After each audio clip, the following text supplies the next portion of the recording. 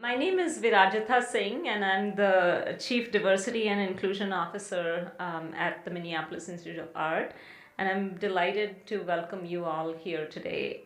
Um, on behalf of not only myself, but also our director, Katie Luber, our chief curator, Matthew Welch, and all the leadership team. This is a really special event in a series of events, and I'll mention a little bit about it. I wanted to start with saying that for those of you who are coming to MIA for the first time, a special welcome. We often hear of people coming to us for the first time. MIA is an encyclopedic museum, which means we have art from all around the world. And we have over 100,000 works of art. Of course, not all of it is on display. So we are just delighted when we can connect visitors and art enthusiasts or not to our collection and have you all see the treasures we hold in this building. But of special note is what you see back there is that we are in 1 year of celebrating Tibet. On September 14th, we opened our Tibetan shrine room, the Alice J. Candell collection. And essentially, it was made possible by the gift of 240 plus objects of Tibetan origin, Tibetan and Himalayan origin, given to us by a New York collector, Alice Candell, who has also contributed to the Smithsonian with another collection. So because of that, it was also specifically we were chosen as the museum of choice because we are also in the Twin Cities, the second largest Tibetan community in the United States after New York, 5,000 plus strong. So given that this gift came to us, and we're very proud and excited, and we have been partnering for over a year with the Tibetan American Foundation of Minnesota, and some board members are here. Thank you so much for your partnership. And then more recently also started partnering with Professor Tenzin Namdul of the Tibetan Healing Initiative from the Earl S. Bakken Center for Spirituality and Healing, who we partner with on other things as well at the museum. So it's really in that context that this event is happening, and there will be more ahead. I also wanted to make sure that for those of you who haven't seen the shrine room before, I would really encourage you, when you get out into the hallway and go left, you'll see signs for the shrine room. Please take a look or come again with more time. The museum's open till 5 today. So with that, I'm going to go on to introduce today's event and make introductions with our really special speaker and moderator. We are honored to have Bhuchung Sonam, who is a founding member and editor of Tibet Rights and its imprint Black Neck Books, which promotes and publishes the creative works of Tibetans. His writings are published in the Washington Post, Asahi Weekly, Journal of Indian Literature, Himal, South Asian and Hindustan Times, among others. And to actually have a conversation with him, we have our partner and colleague, Dr. Tenzin Namdul, who is a Tibetan medicine doctor and a medical anthropologist. He's an assistant professor and director of the Tibetan Healing Initiative at the Center for Spirituality and Healing at the University of Minnesota. And after this event, there will be a book signing and a sale right outside in the little Regis Court outside. So if you're interested, please stay, and you'll have a chance to connect with our speakers then as well. So thank you. With that, I'd like to invite you to the stage and commence the conversation.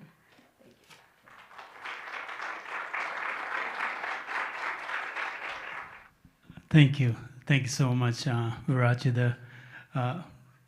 Before we begin our conversation, I want to say good afternoon to everyone, and thank you for taking our time on a Friday afternoon It's a little sunny today, it's a little chilly and cold, and we even had a snow yesterday.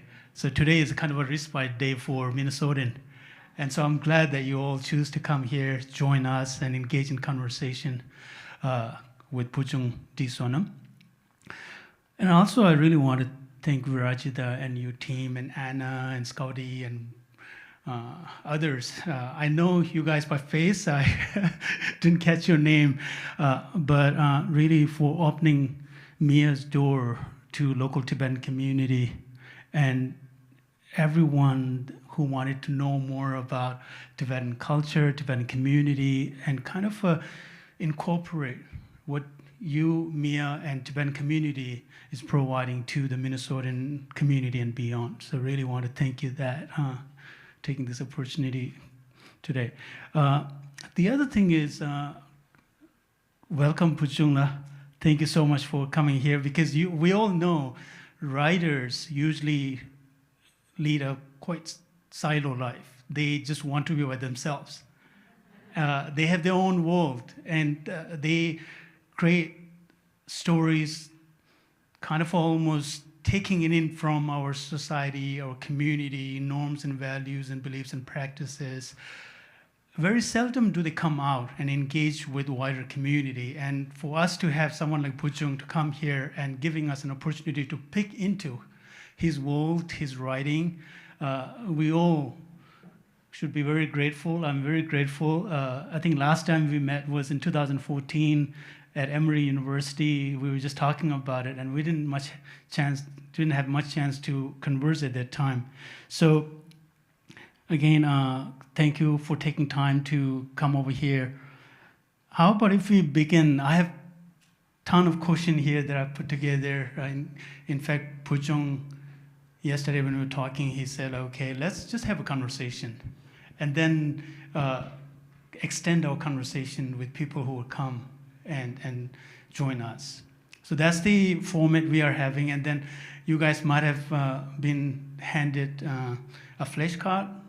And so while we are talking, if anything comes up, any ideas, any comments you want to make, but primarily if you have any questions, you can go ahead and jot down, and one of our volunteers will come around and pick that flashcard up, and we will have it, and we'll make sure that we address any questions or any ideas that we want to discuss, you want us to discuss. So having done with that, now I want to have Bhuchung engage with us. Bhuchung, if you don't mind, so that we all are on the same page, could you just kind of lay out a landscape about your own writing trajectory? And we would not mind at all how far you want to go from when you were really young to when you first came to India from Tibet, or about your experience in middle school or high school, and just kind of give us this broad stroke of landscape of your writing trajectory. So please. I will take at least an hour to do that. Thank you very much. I feel very elevated, almost enlightened on this stage. I've never been to such a formal setting, given the fact that you have your presidential debates and discussions going on. It almost feels like a town meeting.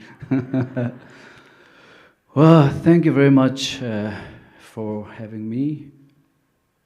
I was born in a small village in central Tibet. In 1972, I was brought into exile when I was about 10 and a half, maybe 11 years old. It has been 15,330 days, that's 42 years since I haven't seen my family members. And my mother, who was 37 when I saw her last time, she's in her 80s right now. I haven't seen her for all these years. And I went to a Tibetan refugee school in Dharamsala, where I learned English. I had no choice. I had to learn English because I couldn't do otherwise. But Tibetan language came to me because my parents were Tibetan and they spoke Tibetan. So when I was in school, I used to write only in Tibetan, very simple stuff, like, like in the tunes of 6th Dalai Lama. And then after my after I finished my high school, I went to an Indian university to study economics. By the way, I've never studied literature, so I don't know anything about writing and, literary style and literary history. I know nothing. So I studied economics for 5 years, and then, but at the same time, I continued to write because writing was the only refuge for somebody whose basic dignity as human beings and also basic dignity and basic freedoms were denied. When you have a home, you have security, you have freedom, you have solace, you have affection to people that you knew as a child. And most importantly, you are rooted in who you are. Exile deprives one of all of these. So when given this fact, I had no other foundation to fall back other than writing. So I went on writing. And by the time I finished my 3rd year in economics in undergrad, I wrote about 100 poems in different notebooks. But by the time I finished my college, I looked for a job. I couldn't find one, and I wanted to go back to Tibet. Because I had plans to go back to Tibet to see my family, I made a pile of all the books that I owned, including the notebooks containing about 100 poems, and set them on fire. So everything disappeared, and I thought that I will never write. Then I could not go back to Tibet because of the circumstances. There are many other factors. Then after a few months, I had to come back to India and start my life again. And hence, writing began. And I've been writing since then, on and off. And as a Tibetan refugee, I learned English from, like my friend, my classmate. We learned English from Tibetan teachers who learned it from Indian teachers who might have learned it from another Indian teacher. So I had no idea how authentic my English was. But because I chose to write in this language, I wanted to make sure that I had enough of the language. So I went into reading. I read all kinds of things from Shakespeare to, Chetan Bhagat to all kinds of things. So writing came to me. But what do I write about? I think is more important. I write about how I feel as a refugee, banishment, away from home. I live in my 36th rented room with a trapped bee and a 3-legged spider. The spider crawls on the wall, and I on the floor. The bee bangs at the window, and I on the table. Often we stare at each other, sharing our pool of loneliness. They paint the wall with the droppings and webs. I give them isolated words. Net, maze, tangle, wings, buds, flutter. Away from home, my minutes are hours. The spider travels from the window to the bin. The bee flies from the window to the ceiling. I stare out of the window. Neither speaks each other's tongue. I wish you would go deaf before my silence. So I write about, aspirations and lived experience. So that's where I am, and I continue to write because I haven't found my freedom yet. We haven't regained freedom for our country yet, so I continue to write.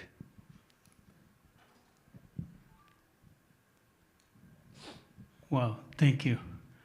Thank you. That really often the whole door for us to kind of pick into Bhuchung's brain or mind. And I just feel like I already have millions of questions. But I wanted to follow up with a couple of things that you shared with us.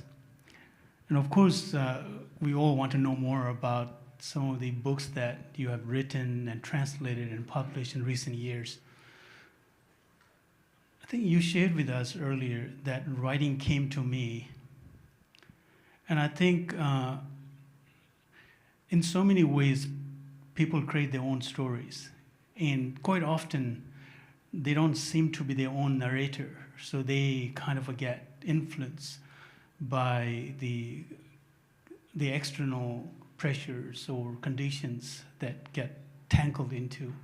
I'm wondering if you can share a little bit with us about when you feel that writing came to us and then you started to write. Quite often we also want to see who you are writing for, whether you are writing for yourself or a target audience, or the way you use different non-human sentient beings, whether it's spiders or bees or dogs that you have. We will talk more about that book. Could you share with us a little bit about who you started to write for as you started to engage more in writing? And what do you, in some ways, do you expect anything, or it's just really organically come and you just write for that particular audience or population, please? Yeah, those of you who may not have idea about the history of Tibetan writing, I may go back a little bit further into how or who am I writing for and why I write for. You know, Tibetan written script that we know of, letters, were devised in the 7th century, around the same time Buddhism was introduced to Tibet.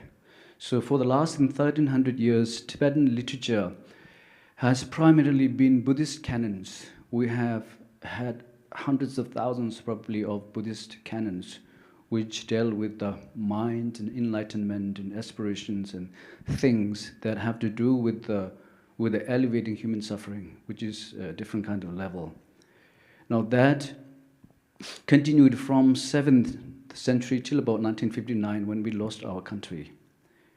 On the night of 17th March 1959, the 14th Dalai Lama, who was 24 at the time, and 80,000 Tibetan refugees were forced into exile to India, Nepal, and Bhutan.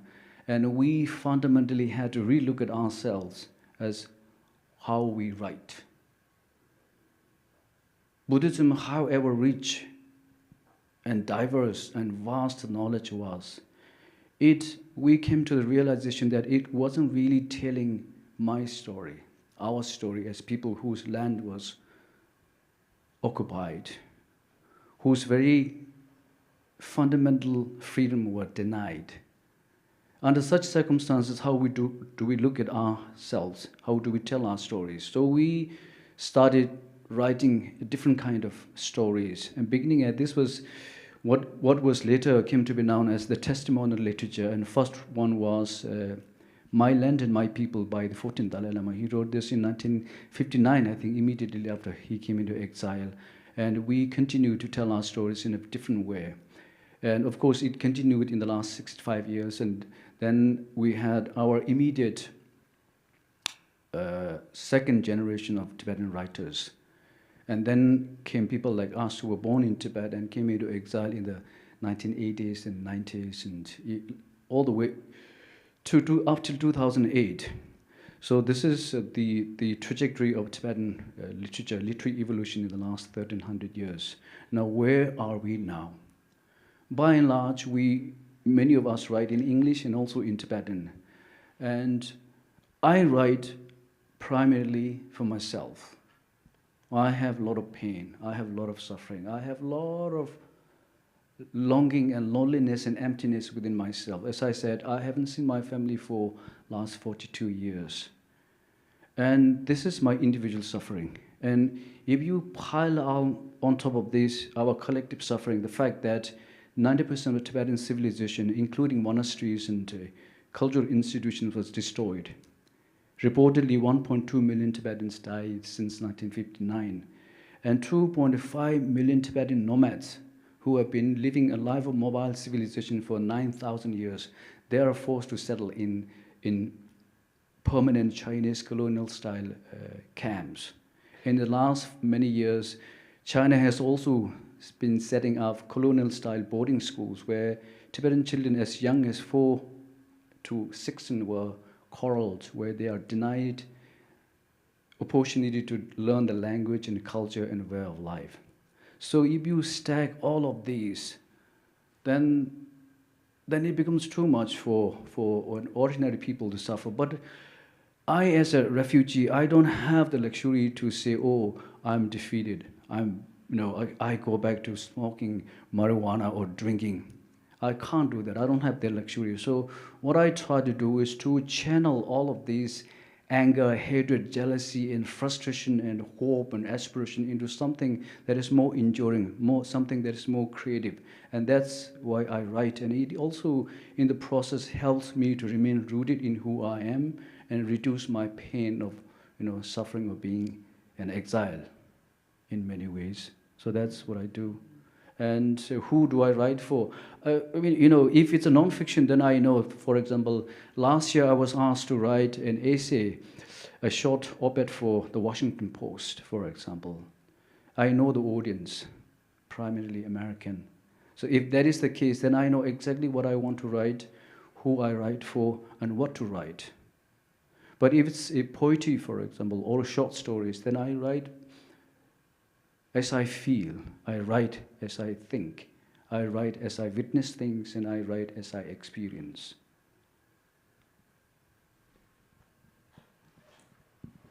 Thank you. Thank you. So beautifully articulated. For me personally, I think I've said this to you before, Bhuchung, that it's always been a learning experience when we just sit, and whether we were having a jamming session in Dharamsala. I remember Bhuchung loves playing guitar, and then things that, even though, as Bhuchung you shared before, the amount of suffering and sense of kind of an emptiness inside, how you channelize that in expressing yourself through literature. Maybe I can take the liberty to just jump into one of the books that I wanted to talk a little bit later. And by the way, again, a quick sneak peek here. There are all the books out there. And after we get done with our conversation around 4, we would have 20-30 minutes of book signing. So if you want to get hold of books and have few words with Bhuchung, opportunities there. So please make use of that. The other thing is, one of the books which is out here, I want to talk a bit about that, Bhuchung, if it's okay. It's songs from Dewachen. And I just want to just put a fine point here. So in Tibetan, I guess maybe not exact, but songs from Dewachen would be songs from blissful, pure land, right? And the title is quite enticing, but what Bhuchung has done, which he expressed just a few minutes earlier, is really, you have used some of those words and sometimes a little bit of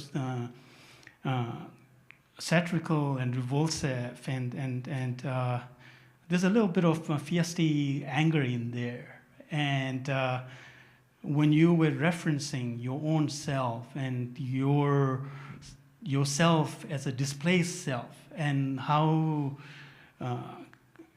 in your mind, how do you associate yourself with that displaced self versus your own self, and kind of a juxtaposing these two variety of selves that is out there. I'm curious if you could share with us how did that book come into your thought process and the way you work on it.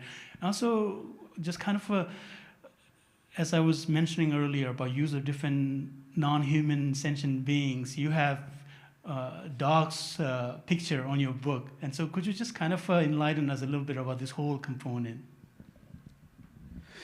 Oh, thank you. In Buddhism, duality is important, the conflict. Even in Hollywood films, you have conflict, right?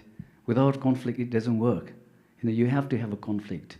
When I went to Emerson College, I attended one of the short fiction writing classes, and one of the comments that I received was, your story doesn't have conflict. Americans, so it seems, love conflict, Anything, you have to have some kind of conflict, setting, conflict resolution, a small package. But I think my process of writing that songs from Dewachen is also in many ways reflective of that, the fact that in Buddhism, as in Hollywood, as in my life, so much conflict. I want to go home, but I can't go home. I want to speak and write in Tibetan, but I can't really do that, because if I do that, I limit myself.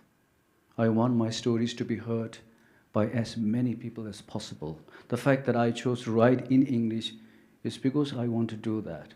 And also, strangely, another level of conflict is the fact that my identity as a writer, poet, translator, whatever you call it, comes by and large from the fact that I write in English. But fundamentally, what I want to do is to make sure that my language, my culture, and my life, my way of life is preserved. But I have to do this in a language that I have to learn when I came into exile. So much conflict. And songs from Dewa Chen, as you rightly mentioned, Dewa Chen is his Buddhist Pure Land when you go after you attain enlightenment. Whereas even songs doesn't matter.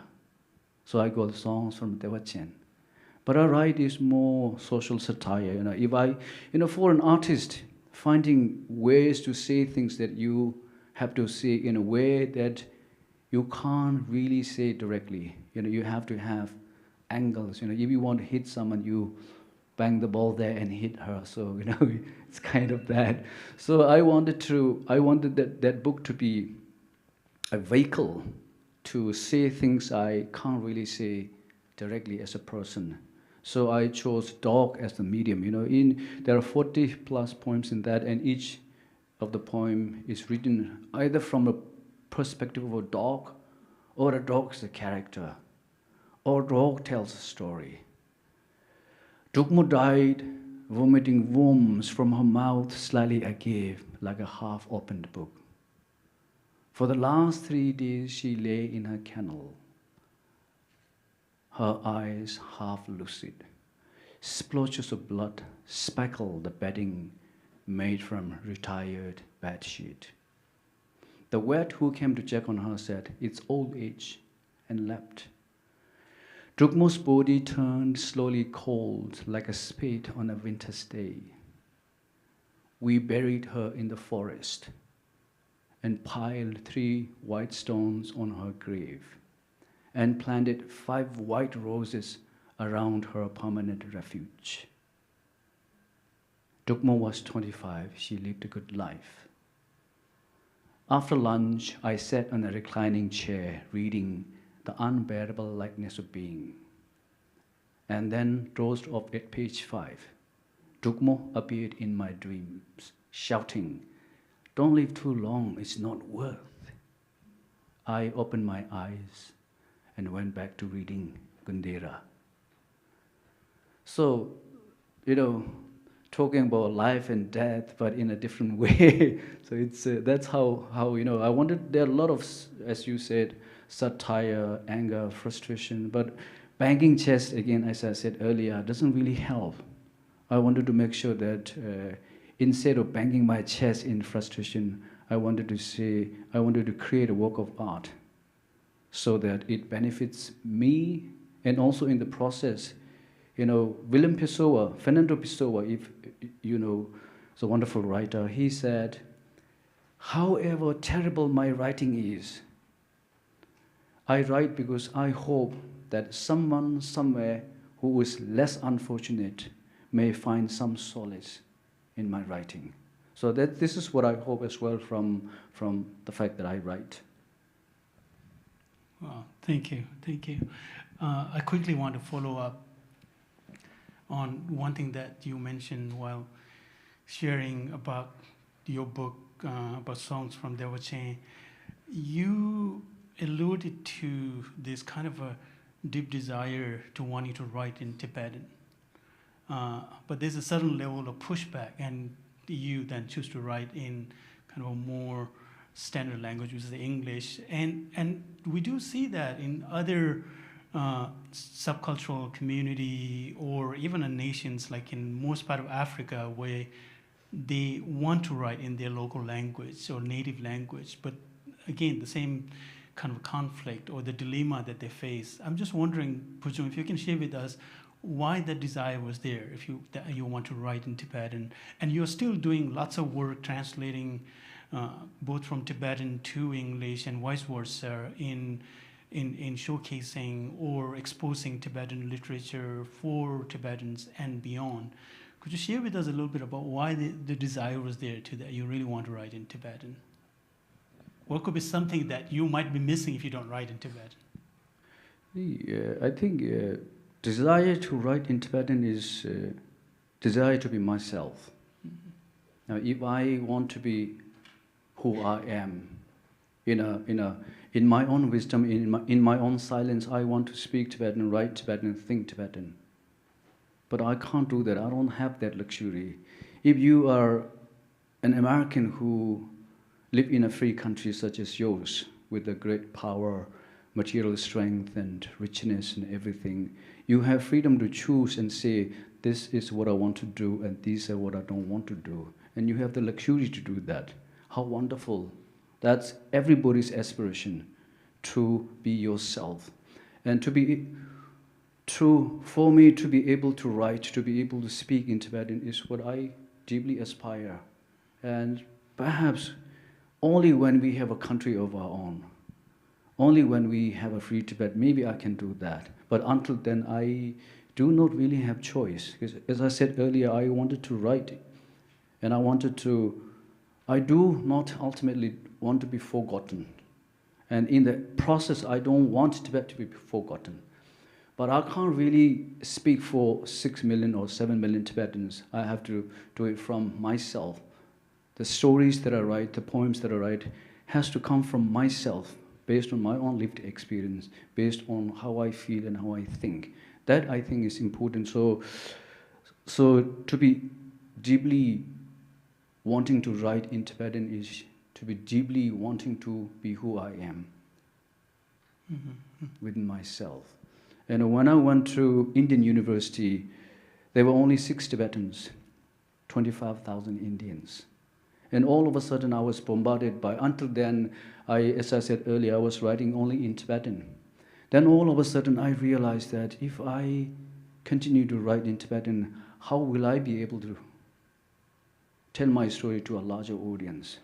So it's a more technical, practical stuff, the fact that I need to tell my story, and at the same time I needing to self my pain.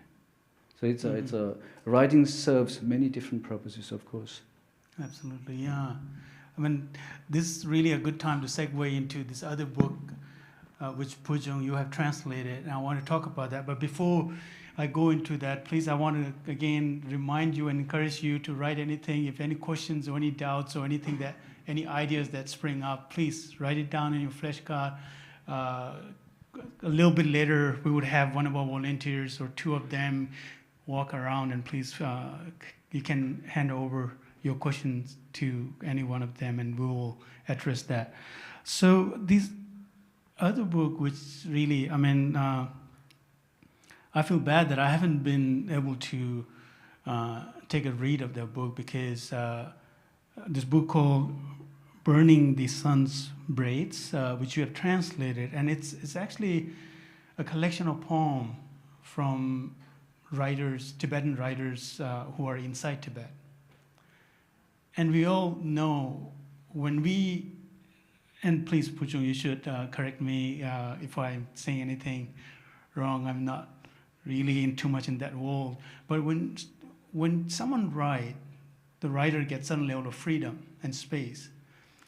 But when you write poem, you almost regain your freedom, because the way you write it, the way you want to express things, and so much of things are out there for your readers to interpret what you have in there. But that poem, Bhuchung, is for these writers inside Tibet. They're writing this in the face of scrutiny and state sanctions that are prevalent on a daily basis, and of course risking their own life or their family's life. And I'm just wondering if you can again share with us a little bit about how that project come into your own kind of a doing in all this work that you have done, and what measures that you had to take, because again, even for you to translate it and make it accessible to the wider audience, in some ways you might have in your mind that, am I risking these writers who are inside Tibet in any ways? And just tell us a little bit about what went into that particular book and how you started to implement translating the book. As I walk on, I turned into a grassman, without a heart, without blood, without a nervous system. On the way, I came across many other grassmen like me. They make strange noise as if wind moved through haystacks. They walk vacillating left and right as if without spines. Passing by a mental hospital, I saw a madman rush out of the iron gate, shouting, "Look, a grassman, a grassman!" Two grassmen like me chased him inside, beating him with the sticks.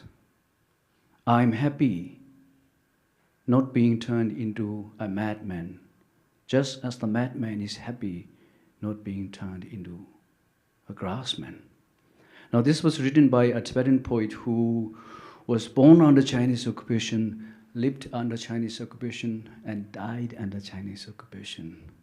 So when you are denied of every basic human dignity and basic freedom, and when you're cornered to a place where you can't really run, when you still need to express your feeling, what do? You write absurd poems. That's what you do. So these poems can be read from many different levels. But fundamentally, the reader has to understand the fact that this poet had to undergo certain political circumstances which many people living in free countries cannot even imagine. The poets that I collected in this book, Burning the Sun's Braids, were all born after Tibet was occupied by Chinese authorities. And many of the poets, in fact, went to jail. There's one poet who was a university student in 2009. He wrote a book called Written in Blood and was sentenced to 4 years in hard labor camp. So when Tibetan intellectuals and writers and poets and filmmakers and writers sacrifice so much writing and expressing their views and their reality, I think for someone like me who speaks at least 2 languages and have the basic freedom living in India and have freedom to travel to other places, I think it is my responsibility to make sure that those voices do not disappear in the void. And that, I think, is really important. You know, if you look at Tibetan history, for example, in the last 1300 years, the act of translation is act of creating culture. You know, how much deep Buddhist knowledge and spiritual tradition that we have. It's because throughout centuries, Tibetan translators have taken so much trouble traveling to India, transporting scriptures and translating from Indian languages into Tibetan. That's why we have so rich a corpus of Tibetan Buddhist literature that we have in Tibetan. And in the same way, I think it is our responsibility to make sure that the writing that are produced in occupied Tibet are translated into other languages, particularly English, so that it becomes a two-way, right? There's so much translation of Buddhist canons into English and other literatures. But also, conversely, we also need world literature to be translated back to English, Tibetan, and also Tibetan literature to be translated into world language, particularly English, so that, you know, there's exchange. And it serves many purposes, of course, one of which is to create culture, and the other is to tell our stories to a larger audience so that we are understood based on our own lived experience, not on preconceived ideas of, you know, Tibetans as somebody who is compassionate and kindness, and to some even vegetarian. You know, last time I met someone in New York, and you know, we went into a conversation, and then when I said I was a Tibetan, the next question is, "Are you a Buddhist?" Yes. "Are you a practicing Buddhist?" I said yes, although I don't know what practicing Buddhist is. Then the next question is, are you a vegetarian? No. Wow, Tibetan Buddhists are not vegetarians? So much preconceived ideas and assumptions and stereotypes. So I think it makes sense for us to make sure that the international community understands we Tibetans as any other person, just as human beings. On that level, we have anger, hatred, frustration, jealousy, and we also create works of literature, as you have mentioned in this book. Yeah.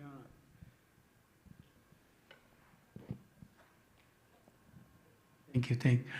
I wanted to let you guys know that we only had 5 minutes to kind of discuss what we're going to talk about today, because it's as organic as it can get. And so Bhuchung is really helping us to kind of, or actually helping me to kind of segue into all the stuff that I wanted personally to know more from him, and then for us, by extension.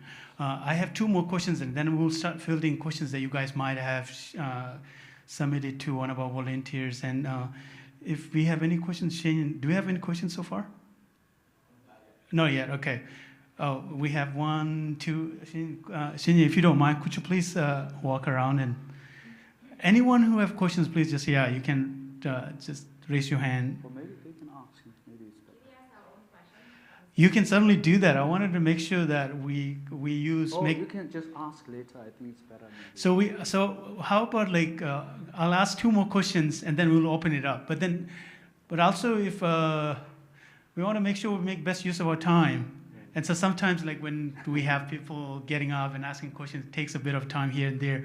So Mike, Shane, we'll just get the question, and then I'll do my best to ask the question in the way that you have written, and if there's a need, then I will seek your help. Please, Shenya, one is back there, and I think we have one here, right? So this, Bhuchung, I was just wondering, again, kind of following up a little bit on the burning the sun's braids that you have translated. I'm wondering, and I assume that all of you who are here might be curious about this too, that the way you have seen Tibetans inside Tibet, the way they express themselves through their poem or writings, and then you have a much, much closer look than any one of us here, and you have translated them, and the way you write your poem and other writings, and other Tibetan young writers or current generation or younger than us in exile, have you seen some level of overlap, or the way they express? Is there any difference in the way they're expressing? Anything that you can share with us? The one common theme that we have with the writers from exile and also both from Tibetan is the unfreedom. When you don't have a country, then however much freedom that you assume that you have, I live in India. India is a relatively free country, but I can never be myself. I always have to think twice before I say something. I have to, be extra cautious. So that itself is unfreedom, because we don't have a country. I wish we don't have to have that, but I can never be who I am or who I want to be as long as I live in somebody else's space. So that, and of course for writers and Tibetans living inside Tibet, because they live under Chinese occupation, they have to write in a way that they don't face consequences if possible. And that's one of the reasons why they use so much literary devices, metaphors and similes, and which when you read, it appears as if it's absurd. Sometimes it appears as if they don't make sense at all. But when we understand the circumstances under which they undergo, then you begin to think, oh, okay, so this means that, and this means that. And also for me, the act of translating 13 Tibetan poets living inside Tibet was a humongous challenge. You know, I write as I feel, but they write from a very different perspective, very different position. So I really have to try to get into the psyche of each writer and try to be as close to them as possible. But at the same time also make sure that language into which I'm translating makes sense to a reader. I can't say I have to be close to the mother language and then be rigid, because that wouldn't make sense. There are some terms and metaphors and similes in Tibetan which when I translate as close to the mother language as possible, it doesn't make sense to an American writer for that matter. So I have to take certain level of, you know, freedom and interpretation to make sense. So that's how I approach with the translation, and also trying to get into what they are trying to say. And in many circumstances, I have to use long footnotes to make sure that at least the reader gets some sense of what the culture and the circumstances and the weight that each word carries within themselves. Well, thank you. Yeah, we have a ton of questions here, and we'll see how much we can get through. But I was just wondering, one thing that you mentioned earlier was about after your high school, if I remember correctly, that you were planning to go back to Tibet, and then you set fire all those hundreds of poems that you had written and accumulated. I'm curious if you could share with us a little bit about, first, why did you do that? Second, and then you kind of followed up that sentence by saying, and then I became a writer.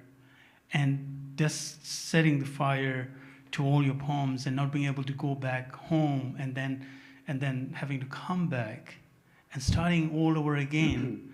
Does all this have some kind of intersection, and how why did you set those poems to fire, and what kind of an impact that you had, that you felt like, okay, now I can't go back, I'm here, so now you have to, it's almost like a second inning, if you will. Could you share a bit about that? Yeah, in Tibetan culture, particularly in Buddhist culture, we have a lot of offerings, you know, offering of tsamba, offering of chang, offering of water, and offering of fire. So, and we do these because we don't want to do away with our attachment, you know. The act of giving, act of offering. The practice of tonglen, for example. Tong is to give, len is to take. So life is just that, you know. But of course, when I set all those books and poems on fire, I was also in many ways desperate. You know, my scholarship was 500 rupees a month at the time, which is about $8 today's value. So I had to live my life each month for $8 for 5 years. The problem was, because I was getting scholarship from an institution, when I finished my school, my money also was over. Mm. So, and then I wasn't getting jobs that I applied for. And I wanted to go back to Tibet. And so I didn't want the burden of, you know, these books and, you know, poems. And so that act of setting that entire thing was in many ways releasing myself and freeing myself from everything that I accumulated over the years. So by the time I decided to go back to Tibet, I was basically empty of everything that I wrote up to that point, everything that I read up to that point. So that was a clean paper. I want to go back and do whatever farming or work with the Chinese, the tourist guide, or whatever was to come. That was the plan.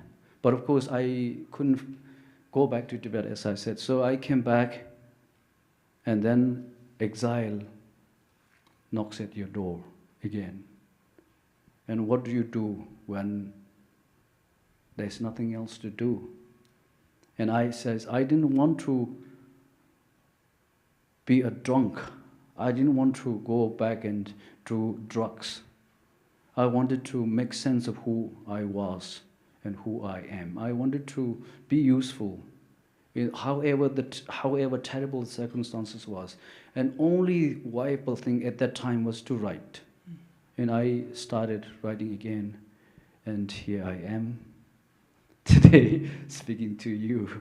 It's a long way from those days, but that's what life is. Yeah. Yeah, we all are so glad that you are who you are now, and we have you here. We can keep the third book I want to talk a little bit about, but before that, maybe we can fill some of the questions that we received from our audience. And I think, yeah, it wasn't really a bad idea when you suggested that maybe people can ask their own questions. But Mike, I was like, how are Tibetan, I'm just struggling to read. Emigrants. What was that? Immigrants. Oh, immigrants. How are Tibetan immigrants different than other displaced immigrants? If you can shine light a bit on that. Oh, you mean the Tibetan refugees? Exiles. Or immigrants in the US or Europe. Oh, you mean the Tibetans who are here, or Tibetans live elsewhere in the world, except Where? Tibet? Different from other displaced. Oh, well, many different things. We have managed, because as I said, we had a really good leader. Without the 14th Dalai Lama as our leader, we would never have been where we are. He was only 24 when we were forced into exile. And immediately, a year after we were forced into exile, he said, we must institute a democratic system in exile. And set the democratic community in exile. And that took many decades. And in 2011, March 2011, he finally devolved all his political responsibility, and now we have an elected leader who takes responsibility, political responsibility.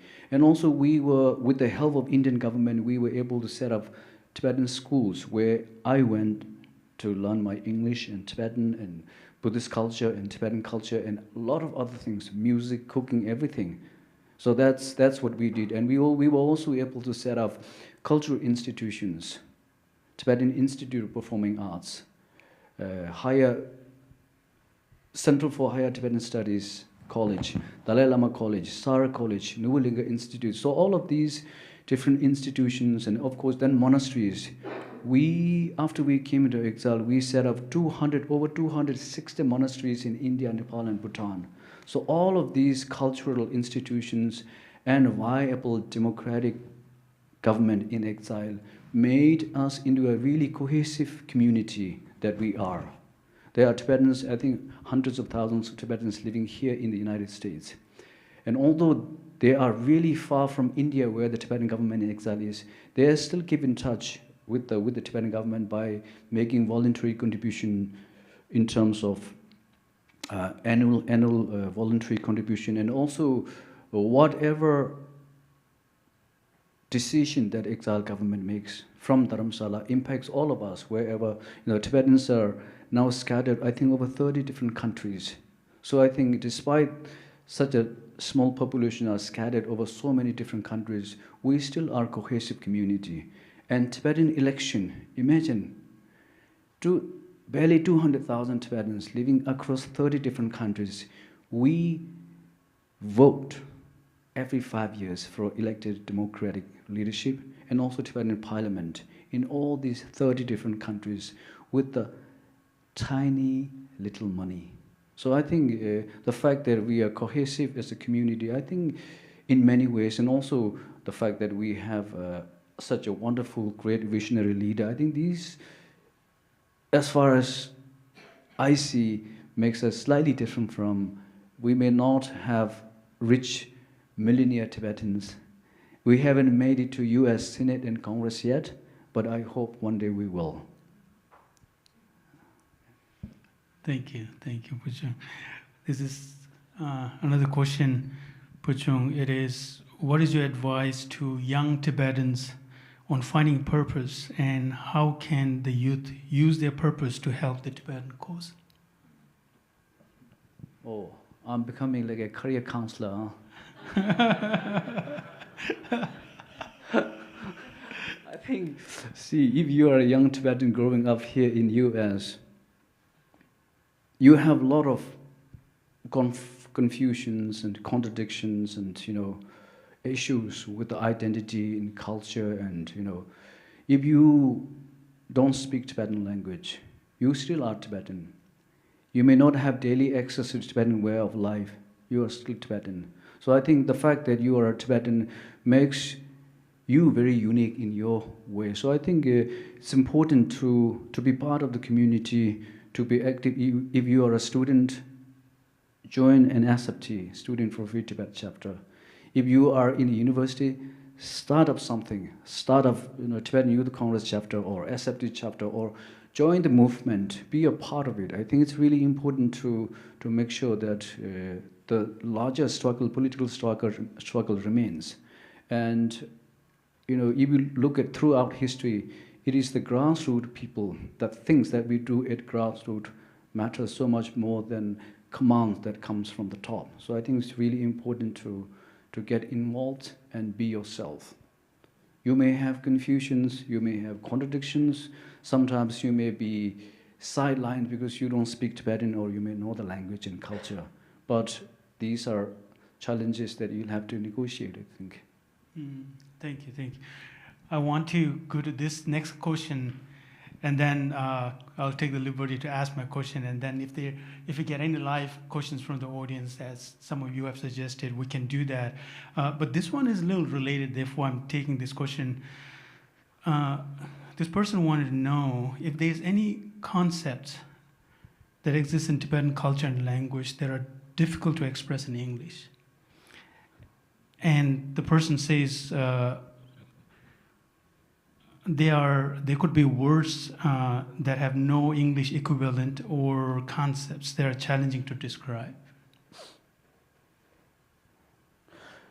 The civilization itself. In 2022, scientists found rock art in central Tibet, which dates back to 2 million years. So Tibetan civilization is one of the oldest, I think, dating back 2 million years. So how could you translate that entire civilization into another language? That's why I think the language itself, the Tibetan language, becomes so fundamental, because everything is in that language. Then, of course, if you come to the more nitty-gritty translation process, there are many words. Like, when I translated one of the poems here, written by the poet who I said was sentenced to 4 years in hard labor camp, there's a term called Shenden Nangtu. Shenden Nangtu ki kirwe domeba. Now, Shenden Nangtu, there's no way that you can translate this into English. Absolutely no way, because Shen, then Shen, it's a contraction, right? Making something short, contraction, English word. So it's a contraction of two people, Shenma and Dema. In Linkasa, if you know, Linkasa is one of the longest epics in the world that originates in Tibet. So in Linkasa's story, there are two generals called Shema and Denma, who always constantly fight between themselves. Who gets the sharpest sword and longest sword, and who gets better horse, and all of that. So out of these internal feuds between the two generals came the term Shenden Nangtuk, right? But there's no corresponding English, term for that. How wonderful if there is Shenden Nangtuk in English, but I couldn't find. So I used something that is mild in terms of that, Shenden Nangtuk ki kirwe domeba. If you say this in Tibetan, it hits you like, bam. But if I translated this in my translation, the sentence is like, it's like a glass. If you take this much wine in a glass, if you put this much water, then if you drink that, it becomes like that. So there are a lot of things like that in Tibetan which does not really have any corresponding. Le, for example, le yunde. The le is a very simple word in Tibetan, le. But in English, the only possible translation is cause and effect, as you know very well, right? But in Tibetan, le is like the very essence of Buddhist philosophy, squeezed in just one word, le. So there are many ways anyway, so many things. Thank you. Yeah, so much for us to learn and explore. I quickly we have roughly over 10 or 15 minutes. Bhuchung, if you can talk a little bit about this, another book which is available here, it's called Yak Horns. And you published that first, I think, if I'm not wrong, 2012, and then you need to reprint it very recently.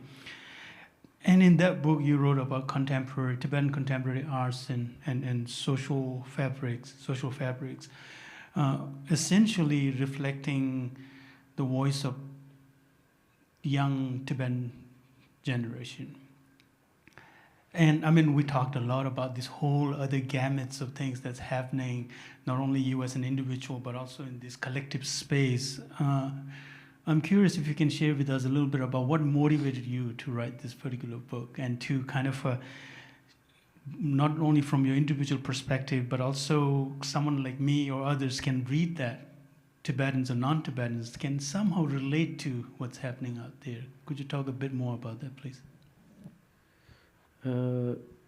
Literary criticism is something that is very new. In fact, Tibetan writing in English is very new. Probably the first writer, fiction that I'm talking about, creative writing, who did was in the 1930s, one of the foremost Tibetan scholar, the Gendin Chumbi, he traveled to India and he learned English and he started writing in English.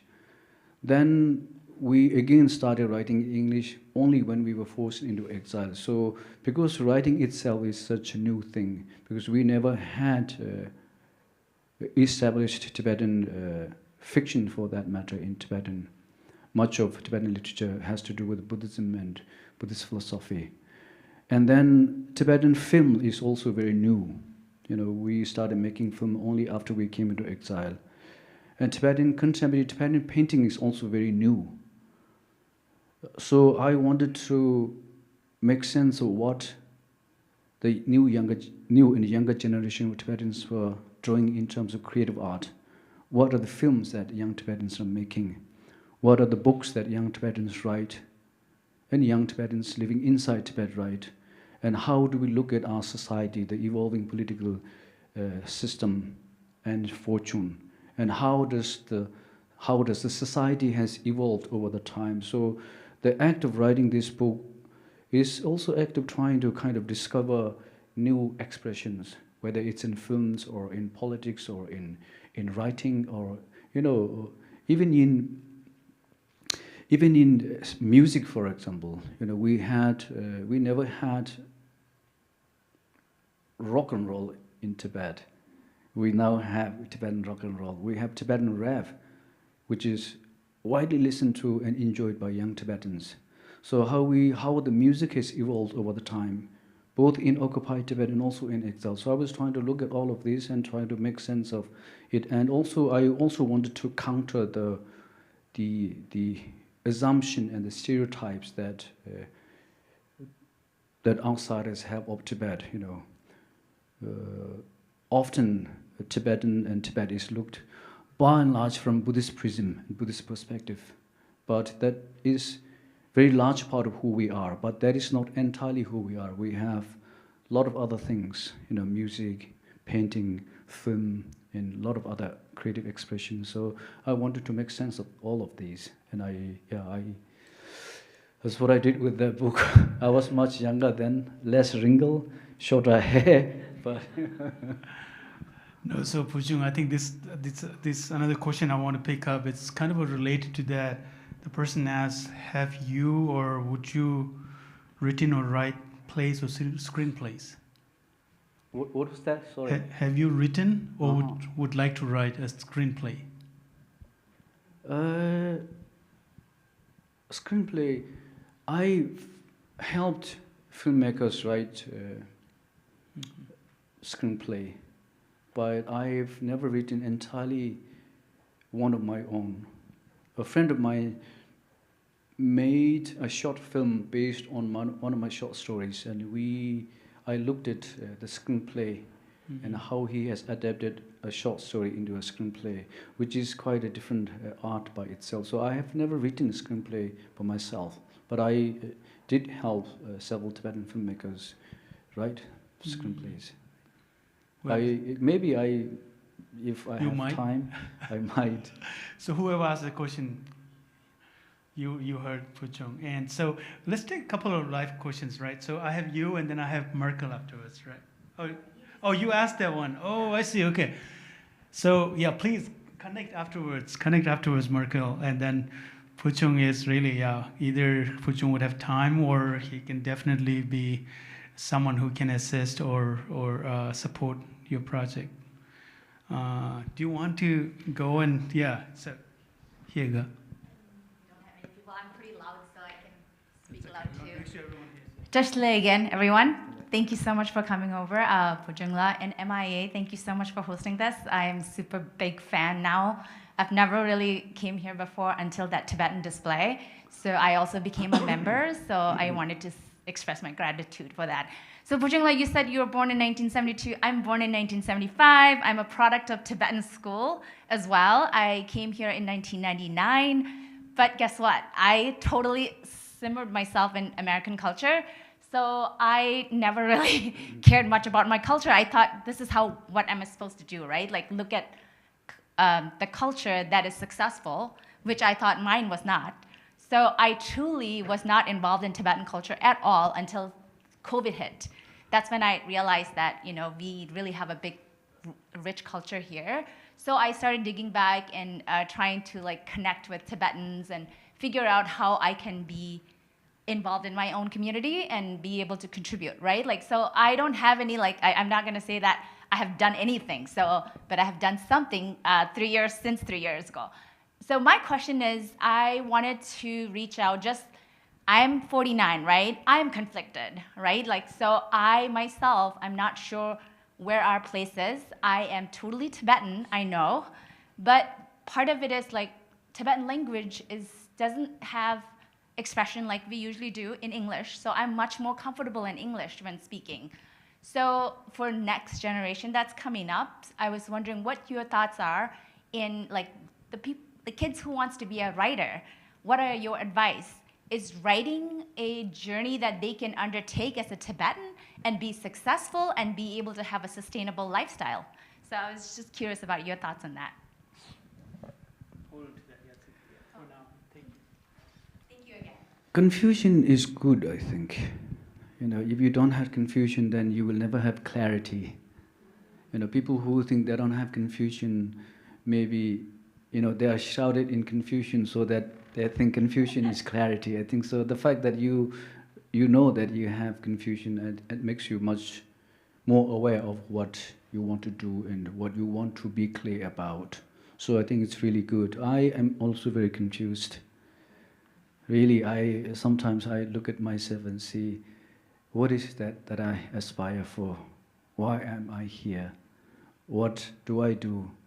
So I think it's good that you are bombarded by confusion. Now, regarding what new generation of Tibetans should do and can do, I think the thing with the societies such as here, individual is the center of everything. So as long as you aspire, as long as you work hard, the possibility appears unlimited. Opportunity seems unlimited. I live in India for all my life. I achieved nothing at all, both in terms of my expression and also material success. Whereas my friends who moved here, they have achieved far more than I ever will. So in a short space of time, they can do so much. So I think that's one part of it. And also I think for a young Tibetan, if you truly based your own expression, your own creativity, and what you want to say and how you want to be in your own lived experience, that is really important. Ultimately, how people look at your writing has to do with how much feeling that you have squeezed into your writing. I invest a lot in writing my poetry, and I enjoy the process. Who am I? Riverbank, mud house, my mother's eyes, my father's throat, garden of willow, pigeons pregnant, dust that flakes the altar invading sacred spaces. Here in the plains, there is no yakdang, just empty water bottles. No barley fields, only smoking cars. Yellow stars look down at my mother's sky. My grandfather's summer bag is flat. Who am I? A book, a pen, talking about snows of the land, thinking of the land of snow. So how do you make sense of yourself? How can you create something out of your confusion? That, I think, is really important. You and many, the new generation of Tibetans who were particularly born here, they may not, as I said earlier, may not speak Tibetan, may not know Tibetan, may never go back to Tibet. But within their mind, they have aspiration of what Tibet should be, would be, what they aspire for. So as long as they have that idea and rooted in your own experience, then I think your expression, whether it's writing or film or whatever art, that has to be fairly rich, I think. That, I think, is important. Ultimately, you have to center your expression, who you are, in your own lived experience, not be defined by somebody else's idea of what Tibetan is or how, who Tibetans are. There are people who might say, if you speak Tibetan, if you know Tibetan, or if you know Buddhism, then you are a Tibetan, otherwise not. Right? No, you can't really go, a wise man many, many decades ago or centuries ago said, it is the fools who go looking for happiness outside of themselves. It is the wise who go for looking happiness within themselves. So who we are, what we want, it's right in here. That's why in Buddhism we say nang sim, ra, nang sim. Nang sim pekechim brother. Ultimately everything is here and here, not outside of ourselves. I don't know if that makes sense. Too much philosophy, yeah? Thank you. Yeah, that certainly makes sense. We have another question out there. Would you please, Yeah, sure. Thank you.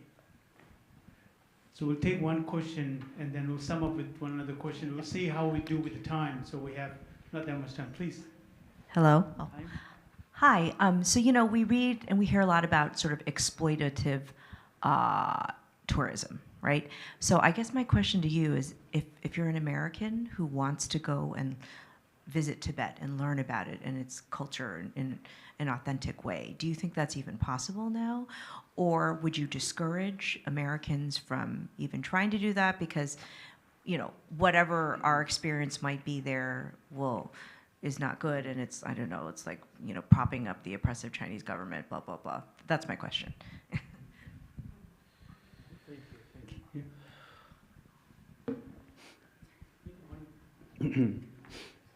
Thank you.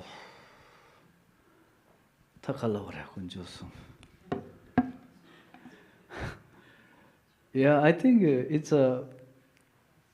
ultimately each individual's choice. Understanding the fact that Tibet is not a free country and people are not free, if you still choose to go, you will have a perspective, whether it is influenced by and comes from Chinese official propaganda showcases, or if you are fortunate enough to meet ordinary Tibetans who may tell you things that you otherwise won't hear from the Chinese authorities. So you have possibility of going there and finding things on your own. But the problem is, in last several years, I've seen many Tibetans, particularly living here in the US, go to Tibet, and they're highly impressed with the outside development. They say, roads in Tibet are better than the ones in New York. Lhasa has more shops than, you know, blah, blah, blah. Houses are so nice, you know, buildings are so nice, you know, there are airfields. But what is development? What is progress? Who defines? That, I think, is the fundamental question. You know, if you take roads, nice roads and buildings and, you know, shopping malls as development, or, you know, who plans, who orders these, what for, who, for whom the roads are built, for whom the airfields are built.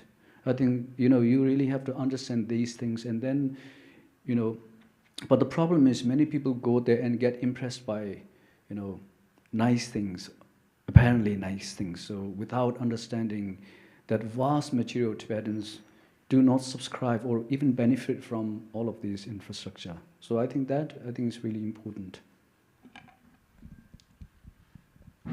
Thank you, Bhuchung. So last question, but Michelle, you have one question, okay. I can just shout it out. It's a quick question. Do you think you will ever go back to Tibet? You know, for someone such as me who is deprived of everything, hope is all we have. You know, some people might say, your hope has to be grounded to certain realities. Right, true. But I can also have hope that is not grounded on any reality. And sometimes I hope, my hope is just that hope that things will change. In Buddhism, we have the fundamental Buddhist principle of that everything is impermanent, that things change. That is true. If we look at, you know, throughout human history, we have great empires in the past, right? They crumbled. And everything that goes up has to come down one day. So I hope that things will change, and I hope that I can go back to my country when it is free and without external forces pointing guns at me when I speak my mind. I hope that things will change. And it may come during my lifetime. It may not come during my lifetime. But the fact of the matter is we must continue the resistant act of activism and try to survive and fight, and the struggle must continue. So that struggle has to be continued because we hope that things will change. Thank you so much. I think this is really a good point here to wind up here. We almost like, I feel like came a full circle. Bhuchung, you started with making an attempt to go back home, go back to Tibet, and due to different circumstances, you were not able to do that. And the question that you posed, Michelle, and to continue to have hope, and how you want to keep that hope alive. We can inculcate different facets of how you want to do that. And Bhuchung, you are doing it in a way that most of us can't do, and we really want to thank you for doing that. And we hope, we are sure, not hope, that you'll continue to do so. So before we sum up and start the book signing out there, I'll request Virajita to say a few words. Thank you. Can I do one shameless promotion? Books are outside, it's $10 each. Your holiday season is coming. And I often say the best gift in the world are books. Please buy books for $10, signing for free. Thank you very much. Thank you. So I wanted to thank you, Bhuchung, and also Tenzin, for an incredible conversation. I think it's not always that we get the gift of just this pure conversation and absorbing in that. There's so many things you've uncovered through this that will stay as ripples with us. So really appreciate that. And you, the audience, for taking the time to come and be with us. That makes this possible. And so I just want to thank you again, and also want to say that the book signing, the sort of the results of the purchases go back to the bookseller and to Buchung. So please do support that cause, and please stay tuned. The one last thing I'll say is on December 8th is Family Day. It's one of our regular offerings, and that one is again focused on celebrating Tibet, and so there will be some chanting by Gyuto monks, possibly some tanka painting demonstrations and so on. So please check us out and come again on December 8th as the next event of Celebrate Tibet. Thank you so much.